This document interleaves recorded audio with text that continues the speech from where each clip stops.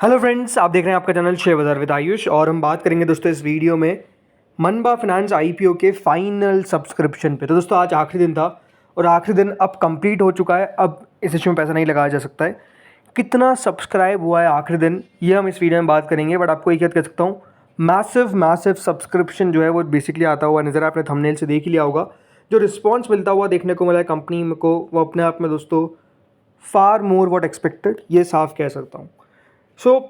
अगर दोस्तों अब आप खुशनसीब होते जिसको ये आईपीओ लगता है तो ये बात ध्यान रखिएगा, 120 रुपये का आपको एक शेयर मिलेगा। कुल मिलाकर 125 शेयर्स मिलते हुए नजर आएंगे। 150 करोड़ का ये इशू था, ये सब आपको पता ही है, तो ज़्यादा इन पर हम बात नहीं करेंगे। सीधे बात करते हैं किसके ऊपर, सब्सक्रिप्शन पे। सो फ्रेंड, जो फर्स्ट 2 डेज थे उसके अंदर जो आईपीओ को सब्सक्रिप्शन मिला था, पहले आपको ये बताता हूँ। तो देखिए, कल के दिन क्यूआईबी ने कुल मिलाकर 4 गुना इस इशू को भर दिया था। एचएनआईज ने 172 टाइम्स भर दिया था। रिटेल ने 71 टाइम्स भर दिया था। तो कुल मिलाकर दोस्तों ये जो इशू था वो हमको 2 दिनों में सब्सक्राइब होता हुआ दिखा 73.65 टाइम्स। 73.65 टाइम्स तब सब्सक्राइब होता हुआ दिखा जब मेजरली पैसा दोस्तों यहाँ पर क्यूआईबी का आना बचा हुआ था। बट स्टिल जो सब्सक्रिप्शन था वो अपने आप में शानदार तो था ही। अब कितना पैसा निकल कर आया है, फाइनल कितना पैसा निकल कर आया है, चलिए सीधे इसी के ऊपर अब बात करते हैं। शुरुआत क्यूआईबीज से, और क्यूआईबीज का आंकड़ा आप देखिए, 148.55 टाइम्स क्यूआईबीज ने इस इशू को भरा है।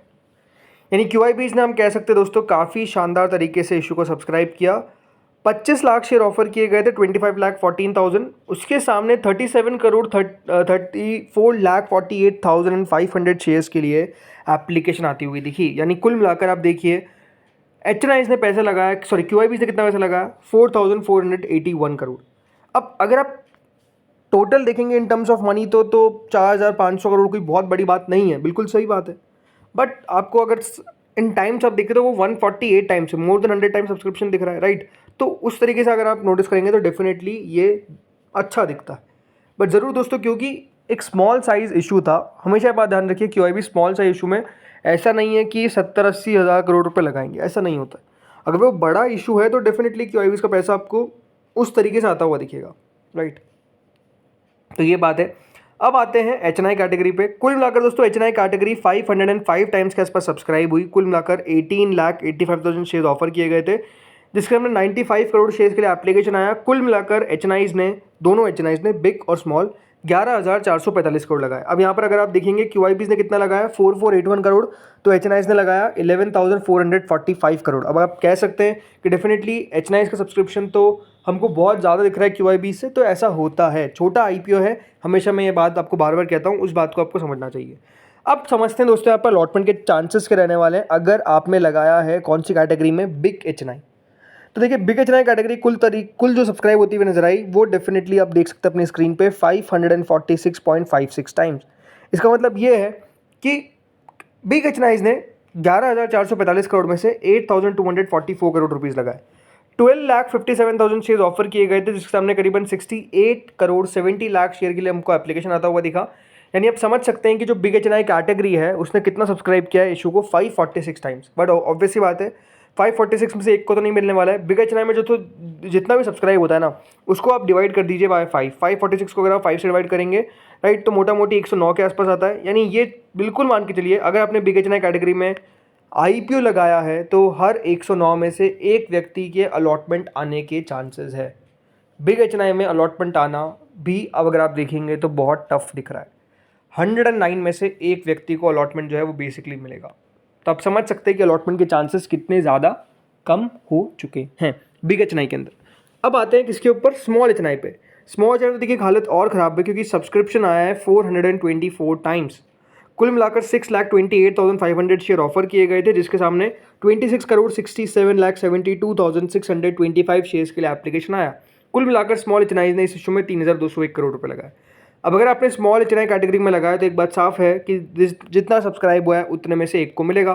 तो 424 में से एक को अलॉटमेंट मिलता हुआ नजर आएगा। काफ़ी लोग सोच रहे होंगे जिन्होंने फर्स्ट टाइम इशू में लगाया तो मैंने बिग एचएनआई में 5 से डिवाइड किया, बट स्मॉल एचएनआई में तो किसी डिवाइड नहीं किया, जितना सब्सक्राइब दिख रहा है उतने में से ही एक को मिलने वाला है। ऐसा क्यों? बिकॉज दोस्तों बिग एचएनआई कैटेगरी में आप 10 लाख की बिड लगाते हैं, लेकिन शेयर आपको मिलते हैं 2 लाख प्लस थोड़े बहुत, ठीक है। इसीलिए तो जो बाकी का डिफरेंस है वो क्या होता है, वो वापस से आपको पैसा मिल जाता है। तो 10 को अगर आप डिवाइड करेंगे बाय 2 तो क्या आता है 5, इसीलिए दोस्तों हम 5 से डिवाइड करते हैं।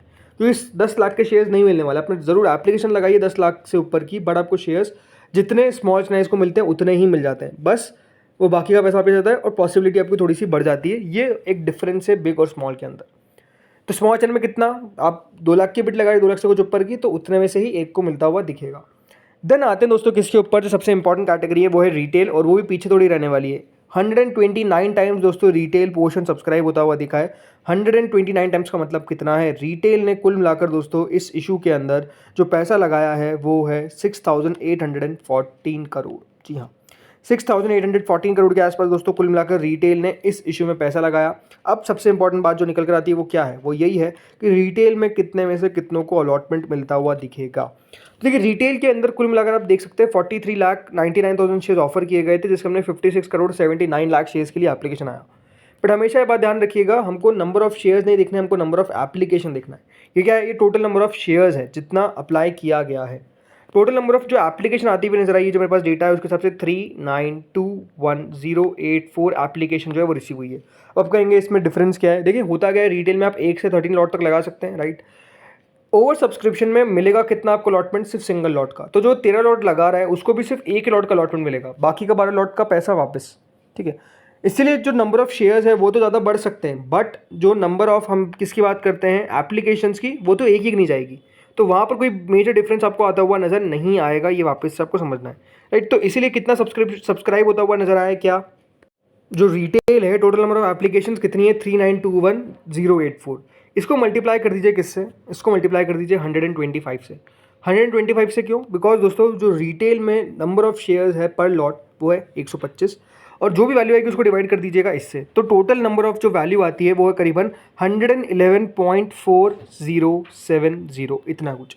इसका मतलब क्या है कि रिटेल के अंदर, रिटेल में सिंपल सी बात है, कितने में से कितने को मिलने वाला है, हर 111 में से एक जने को अलॉटमेंट मिलता हुआ दिखेगा। यानी रिटेल के अंदर भी चांसेस अगर आप देखेंगे तो डेफिनेटली काफ़ी ज़्यादा कम है, बहुत मुश्किल से मिलेगा अलॉटमेंट। जैसे मैंने कहा शुरुआत में, कुछ लोगों को ही अलॉटमेंट मिलता हुआ नजर आएगा। हाँ, वो बात सही है कि खुश नसीब होंगे कि नहीं वो तो डेफिनेटली लिस्टिंग के दिन पता चलेगा।